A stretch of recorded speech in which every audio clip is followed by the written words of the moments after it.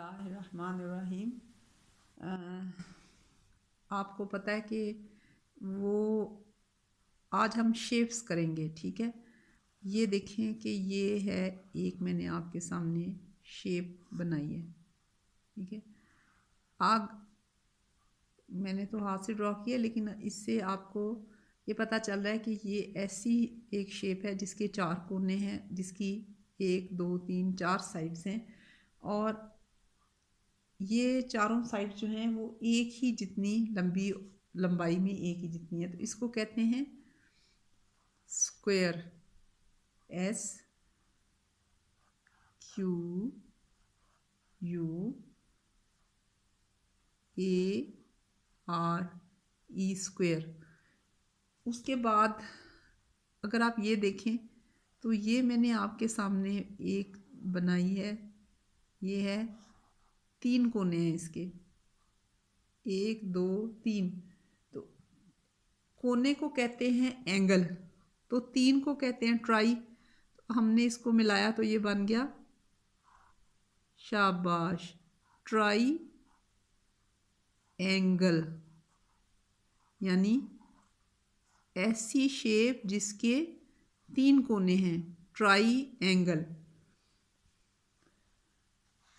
अच्छा, अब आपको पता है कि एंगल जो है वो कहते हैं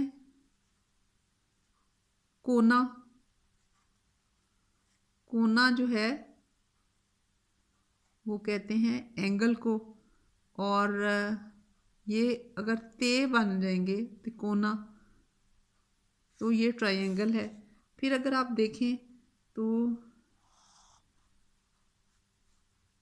ये मैंने आपके सामने शेप बनाई है, तो इसकी लंबाई इसकी चौड़ाई से ज़्यादा है, लेकिन इसके 1 2 3 4 खाने हैं, 4 कोने हैं। इसको हम कहते हैं रेक्टेंगल, यानी रेक्ट और कोनों के लिए एंगल, रेक्टेंगल, ठीक है। फिर आप ये देखें कि ये मैंने आपके सामने बनाया दायरा। इसका कोई कोना नहीं है, इसको हम इंग्लिश में कहते हैं सर्कल। अब आप यहाँ पे देखें कि सी की 2 आवाज़ें हैं। सर्कल वो सीन से शुरू हो रहा है और बीच में सी जो है क की आवाज़ भी निकाल रही है। तो इंग्लिश जो है वो थोड़ी सी मुश्किल इस लिहाज से है कि कुछ जगहों पे कुछ अल्फाज जो हैं वो अपनी आवाज़ तब्दील कर लेते हैं। जैसे सर्कल, यहाँ पे सी जो है वो सीन के लफ्ज़ों में भी इस्तेमाल हो रही है मानों में, और क के मानों में भी। तो